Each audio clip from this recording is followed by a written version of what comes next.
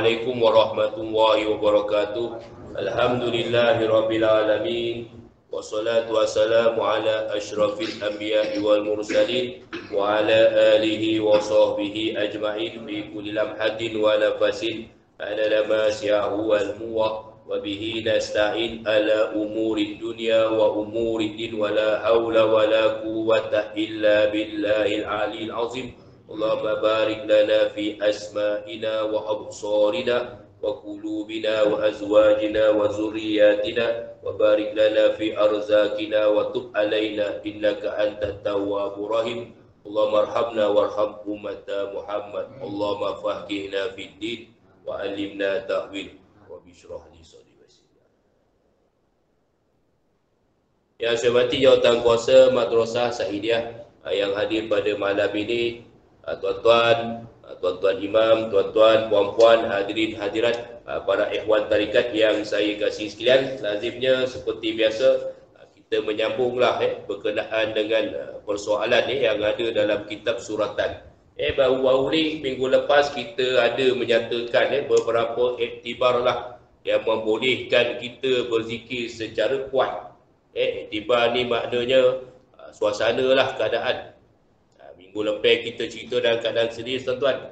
Bukanlah nak serius sangat tuan-tuan tapi tahan sakit kaki tuan-tuan Bono lah kau masa tu kuat sangat tuan-tuan jadi cakap tu orang kata tak lancar lah tuan-tuan Jadi bukanlah kata hari ni tak sakit tuan-tuan sakit tu bila-bila boleh datang tuan-tuan cuma je sihat dah sikit berbanding dengan minggu yang lalu lah. Jadi kita nak ulang sikit baliklah berkenaan dengan iktibar itu. Di antara iktibar yang boleh kita berzikir dengan suara yang kuat apabila yang pertama menyebabkan hilang perasaan lalai. Lalai hati disebabkan urusan dunia. Itu yang pertama lah tuan-tuan maknanya boleh berzikir dengan kuat. Lebih-lebih lagi tuan-tuan, suasana sekarang ni banyak sangat gangguan. Terutama yang mana yang minat internet ni tuan-tuan mana yang suka orang kata berinternet. Dalam bahasa Arab dia panggil tajawulat di internet. Orang kata melayari lah. Ini bukan melayari hanyut tuan-tuan ini bukan melayari lah hanyut terus dalam internet. Lebih-lebih lagi dia bukan gangguan dalam Facebook aja tuan-tuan Muda-mudi ni tuan-tuan banyak benar channel tuan-tuan tak terikut kita dah. Ada yang main TikTok. Tak apa tuan-tuan, biar dia main tuan-tuan 20 tahun akan datang, kita suruh dia tengok balik apa yang dia rakam dulu yang menari-nari dulu kan, suruh tengok balik. Loyo tak loyo dia tengok kan. Sekarang ni mungkin dia tak perasan tak apa, rakam menari, joget, bergeraklah macam-macam 20 tahun akan datang. Cuba tengok balik ataupun suruh anak tengok baru kena kolak tuan-tuan tak tahulah zaman-zaman tu. Jadi bila kita tak cerita suasana macam tu dia tak faham. Kadang-kadang kita kena bawa satu alam yang lain supaya dia faham tuan-tuan. Jadi itu yang pertama tuan-tuan. Yang kedua maknanya di antara yang menyebabkan supaya kita berzikir dengan kuat supaya bertambah rajin. Tambah rajinnya pasal apa? Pasal dalam masa yang sama berzikir yang kuat ni dapat menghilangkan mengantuk dan juga menjauhkan daripada tidur. Agak macam tu lah tuan-tuan Kita berzikir sekarang tak macam dulu lah Dulu tahun 80-an saya berzikir 90-an dalam keadaan gelap tuan-tuan. Memang tidur tuan-tuan memang tidur. Jangkanya tuk-tuk guru bagi macam tu supaya khusyuk supaya tak rasa malu tuan-tuan supaya nak mengelak perbuatan riak.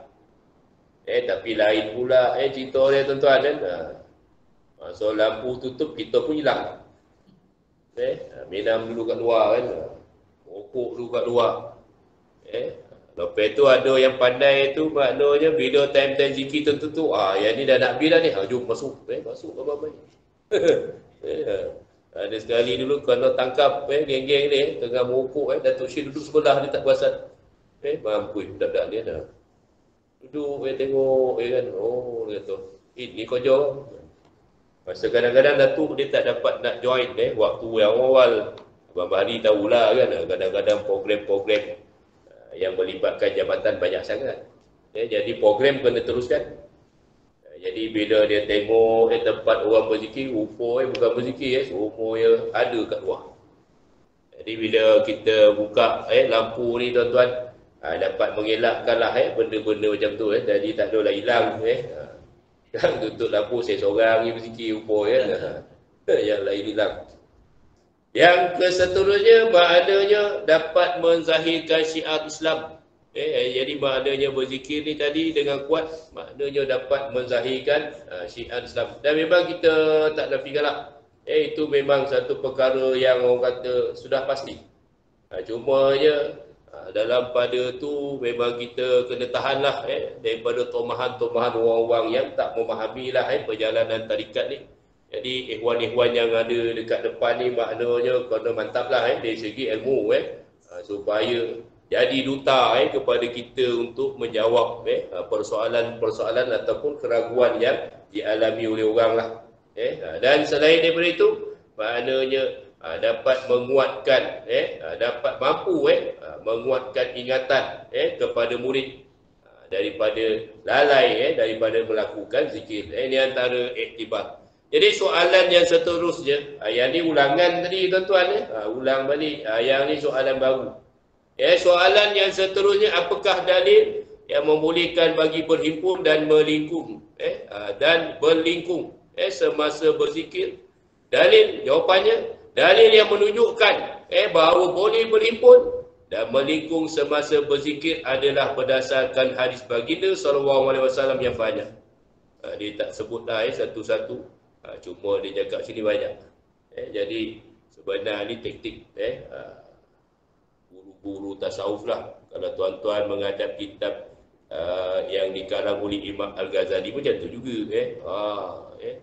Kalau nak tahu persoalan ni, kau pergi tengok kitab ni. Kalau nak tahu persoalan ni, kau tengok kitab ni.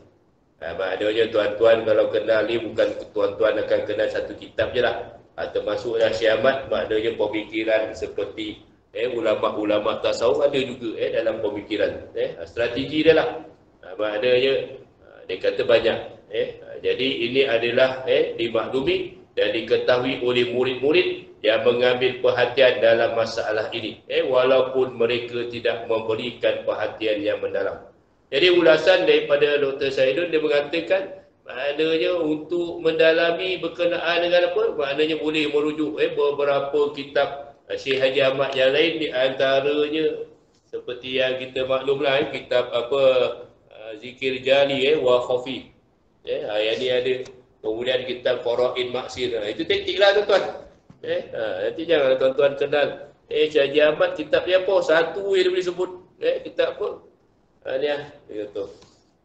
Ni ada. Kalau main boyo dia tunjuk kan. Bergabung dekat rumah dia. Kitab Majmuk. Majmuk aja dia tahu. Sedangkan kitab Majmuk dia tak memperjelaskan berkenaan dengan persoalan zikir, amalan. Amalan dalam bulan Islam, wirid-wirid yang tertentu yang yang diamalkan oleh umat Islam. Kemudian orang tahu Safinatul Salamah dulu lah. Jadi persoalan berkenaan dengan zikir sebenarnya selain daripada kitab suratan ni maknanya memperbahagikan zikir apa ni kuat. Kemudian kitab Zikir Jali wa Khafi. Maknanya ada jelaskan dulu lah zikir yang kuat dengan zikir yang senyap. Kemudian nak tahu berkenaan dengan tarikat, biasalah pengantar tarikat ataupun kitab Faraid Maksir. Jadi itu antara kena selak lah tuan-tuan. Kadang-kadang dia cerita sikit kat sini sikit, situ sikit. Jadi nak mendapatkan semua, kena buka semua. Itu je lah. Jadi pengarang ni dia adalah strategi dia dalam menyampaikan dakwah. Jadi kena sabarlah tuan-tuan dalam mendalami berkenaan dengan zikir. Jadi soalan yang ke-10 dari keterangan di atas adalah jelas bahawa berzikir dengan suara yang nyaring dan kuat adalah afdal. Maknanya daripada dalil-dalil yang dikemukakan tadi dah teranglah. Walaupun demikian, apakah yang dimaksudkan dengan firman Allah Ta'ala? Kadang-kadang ada orang main dalil. Firman Allah, wazkur rabbaka fi nafsik tadarru'an wa khufyah wa duna jahminal qaul bil wudu wal asa wa la takum minal ghafilin. Ini memang orang kata orang akan gunakan dalil ni untuk mengatakan tak boleh berzikir secara kuat. Surah Al-A'raf 205. Maksudnya, dan sebutlah serta ingatlah akan Tuhanmu ya Muhammad dalam pada dirimu, dalam hatimu, keadaan tadarruk, tadarruk rendah diri, serta dengan perasaan takut, takut daripada apa? Melanggar perintahnya, dan dengan ketiadaan suara yang nyaring daripada perkataan pada waktu pagi dan petang. Dan janganlah engkau menjadi orang yang lalai. Kalau kata kita tengok dekat sini, dalam dalil Al-Quran ni seolah-olahnya tidak dibenarkan untuk berzikir dengan kuat. Kemudian dalam ayat yang lain pula Allah Subhanahu wa taala berfirman, wala tajhar bi salatika wala tukhafid biha wabtaghi baina zalika sabila. Surah Al-Isra ayat 110. Maksudnya, dan janganlah engkau wahai Muhammad nyaringkan sembahyangmu, dan juga janganlah engkau perlahankannya, dan tuntutlah olehmu antara demikian satu perjalanan. Maknanya dia nak minta kedua-dua daripada atas ni nak menunjukkan bahawa tiada disuruh berzikir dengan suara yang nyaring, malahan zikir hendaklah dilakukan dalam keadaan perantaraan, nyaring dan perlahan. Maksudnya kena baca dalam sederhana lah tu, berdasarkan dalil. Jadi perintah ini walaupun ianya ditujukan kepada Nabi Muhammad SAW, ianya juga bertujuan dan bermaksud untuk ditujukan kepada umatnya. Jadi kadang-kadang ada orang bagi soalan dia macam ceramah tuan-tuan, ini panjang ni. Jadi tak mustahil soalan macam ni pun adalah. Dan selalunya kalau kata dalam tarikat Ahmadiyah itu dia. Balik-balik tu dalil, balik-balik tu dalil. Kena ingat ayat yang pertama tadi terang-terang ayat itu adalah Makiyah ke Madaniyah? Makiyah. Dalam pada keadaan Makiyah ni maknanya pada masa tu macam mana keadaan umat Islam? Belum kuat lagi. Kalau kata Madani, memang payah sikit maknanya dia dah terang-terang perintah tu macam seolah-olah dah tetap lah. Tetapi jadi Makiyah, maknanya Makiyah ni maknanya ayat ini diturunkan di Mekah. Bila kita kata turun dekat Mekah, keadaan umat Islam dan Nabi pada masa tu macam mana? Kuat ke tak kuat? Belum kuat lagi tuan-tuan. Jadi belum kuat, maknanya kena strategi dia kuat ke tak kuat. Kena strategi yang tak kuat. Kalau buat strategi macam seolah kuat tapi tak kuat, macam mana? Kan? Macam main bola sepak lah tuan-tuan. Lawan dengan tim kuat. Kita tim lemah tapi nak main macam tim kuat. Tak baik lah tuan-tuan. Sebab aku seorang dapat bola gol lah. Orang dapat 10, kau bawa 10, kau bawa 10. Maknanya dalam pada ini cuba kita tengok dalil yang menunjukkan bahawa boleh menghimpunkan terlepas surat tuan-tuan. Jadi pada hakikat khitab pada kedua-dua ayat ini maknanya ditujukan pada ayat ini tiadalah ditujukan kepada umat, bahkan ianya ditujukan kepada baginda sallallahu alaihi wasallam. Jawapan ni lah. Dan pada permulaan Islam, Rasulullah sallallahu alaihi wasallam diperintahkan berbuat demikian, iaitu di antara dua kelakuan dengan suara yang nyaring dan perlahan. Ini perintah awal. Seperti baginda sallallahu alaihi wasallam disuruh dengan yang demikian semasa mengerjakan sembahyang supaya tidak melahirkan fitnah daripada kaum musyrikin. Jadi tengok dalam sembahyang pun ada masa kuat, ada masa perlahan. Bila masa kuat, pada masa tu nak menggambarkan kepada kita bahawa pada masa tu orang musyrikin sedang tidur subuh. Kan? Tengah tidur, tak ada hal kalau kuat pun. Memang tak bongkar. Orang sekarang tuan-tuan, letaklah apa elak alam tuan-tuan macam nak mampu punya alam. Nak kalau handphone ni kalau boleh menangi dia tuan-tuan pagi-pagi joget tak bangkit. Salah dia kok tak juga. Dan memang kita je ni payah nak bangun. Jadi payah nak bangun kena ada strategi nak bangun awal. Jangan biarlah tuan-tuan Jadi bangun ni sebenarnya jangan biar tuan-tuan Macam mana pun cubalah Cuba. Kalau kata mengantuk, kita baringlah kejap balik Kemudian kita bangun balik lah. Tapi baring yang sekejap dia bahaya tu tuan-tuan Kalau dia nak dapat 1/6 pokoknya dah terang je kan Kalau rasa-rasa macam apa yang tu kan rasa-rasa macam berat dia tu kan, laksanalah yang wajib dulu tuan-tuan memang betul lah nak bangun sebelum waktu subuh, memang cantik lah dia punya niat tapi lepas pada sebelum subuh dia nak ambil juga sunat 1/6 apalah bagi kejap mandi dah udah kepala rambut semua basah, tapi sebenarnya tidur lepas mandi ni sebenarnya lagi mantap tuan-tuan kalau tidur tuan-tuan tak terjangkau mantap dia tuan-tuan jadi hari ni kena tengok diri kita lah tuan-tuan. Kalau diri kita tak boleh macam tu, jangan buat macam tu. Tahan dulu. Saya lah, bukan kata orang lain lah. Saya sendiri pun kalau kena macam tu, terjebak juga tuan-tuan. Duduk kita dalam keadaan baring tu duduk janda boleh tuan-tuan. Tak payah baring atas katil kan. Jadi, tengok ukur pada diri kita lah. Tak boleh, jangan buat.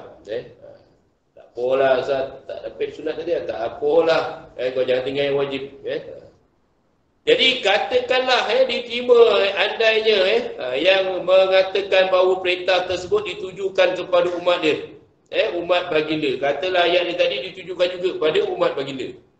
Jadi ayat yang pertama pengarang mengatakan sebenarnya ditujukan kepada Nabi Muhammad. Punca asalnya nak mengelak daripada fitnah. Tapi katalah ditujukan kepada umat Nabi Muhammad. Maka suruhan demikian adalah ditujukan pada ketika ianya boleh mendatangkan fitnah. Kerana jika dilakukan dengan suara yang nyaring, maka ianya menimbulkan fitnah daripada mereka yang tiada berpegang dengan agama Islam seperti yang pernah terjadi pada baginda SAW apabila baginda membaca Al-Quran dengan suara yang nyaring dan didengari oleh kaum musyrikin, maka mereka pun memaki hamun Al-Quran. Bukan setakat itu, mereka juga memaki hamun yang menurunkan Al-Quran, iaitu Allah. Maknanya Nabi baca Quran, maki hamun Al-Quran. Bukan pada Al-Quran saja, pada yang menurunkan Al-Quran. Oleh kerana timbulnya fitnah ini, maka turunlah ayat yang memerintahkan tegahan tersebut kepada baginda SAW. Jadi, oleh yang demikian, perintah menegak daripada berzikir dengan suara yang nyaring tidaklah secara mutlak. Ini bukan mutlak tuan-tuan. Malahan, ianya bergantung kepada sebab ataupun dipanggil ilah lah. Dipanggil ilah tegahannya. Kerana hukum sesuatu itu sama ada ataupun tiada adalah tertakluk dan bergantung kepada sebab dan ilahnya. Ni kita mengikut kepada hukum kaedah fiqh yang berbunyi al-hukmu yaduru ma'illah wujudan wa adaman. Maknanya hukum itu tengok pula kepada ilah dia. Sama ada wujud ataupun tak ada. Macam kiranya kita katakan baju bersih bila tidak ada najis pada baju tersebut. Kalau kata baju tu ada baju itu kotor disebabkan najis, memang ada lah najis.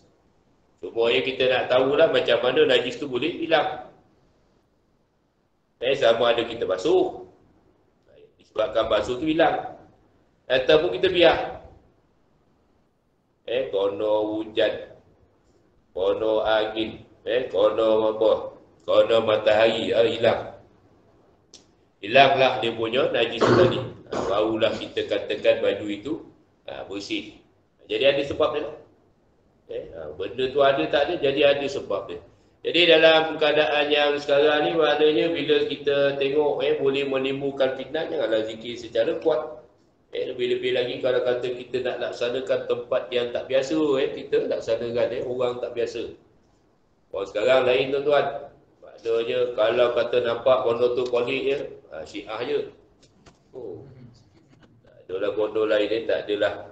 Dia nak merujuk kepada jabatan-jabatan tertentu lah yang ada otoriti nak jawab. Kadang-kadang jabatan yang ada otoriti nak jawab pun dia bedal je. Itu kita kata netizen kita, dia lah mufti, dia lah kadi, dia lah hakim, dia lah lawyer, semua ilmu dia ada. Tak tahu masa bila dia tak ada ilmu. Tapi nak cakap macam tu lah. Cerita pasal bola kan seolah-olah dia pula macam manager ataupun macam coach. Itu handallah orang kita tentu handallah. Jadi berhubung dengan perintah yang terdapat di dalam kedua-duanya, ayat tadi akan diberi ulasan lanjut nanti apabila Al-Hakir. Al-Hakir ni merujuk kepada yang menulis lah. Al-Hakir maknanya yang hina lah. Ni kata penulis ni dia merendah diri. Memperturunkan pendapat Al-Alamah Ibnu Hajar Al-Haytami nanti. Maknanya dalam bahagian 2 nantilah baru diulaskan berkenaan dengan isu ni tadi insya-Allah. Jadi tuan-tuan hadirin hadirat yang saya muliakan, sekadar itu yang dapat kita sampaikan. Insya-Allah kita akan sambung pada minggu hadapan berkenaan dengan persoalan zikir dalam persoalan dalam kitab suratan insya-Allah. Jadi tuan-tuan hadirin hadirat yang saya muliakan, malam ni insya-Allah kita akan lanjutkan dengan bacaan Yasin. Kemudian kita akan pergi kepada amalan zikir 15. Kalau kita ada masa nanti tuan-tuan, insya-Allah lah kita akan baca kitab kita akan baca usul malam ni tuan-tuan.